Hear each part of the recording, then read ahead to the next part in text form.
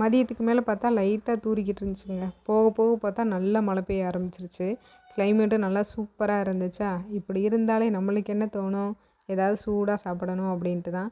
ஆமாங்க, நான் வந்துட்டு இன்றைக்கி கோதுமை மாவில் ஆனியன் சமோசா தாங்க ரெடி பண்ணிக்கிட்டு இருந்தேன். குழந்தைங்களுக்கெல்லாம் கூட கொடுக்கலாம், நல்லா விரும்பி சாப்பிடுவாங்க. நீங்கள் ஃபஸ்ட் டைம் செய்கிறீங்க அப்படின்னா கூட சூப்பராக செஞ்சிடலாம்.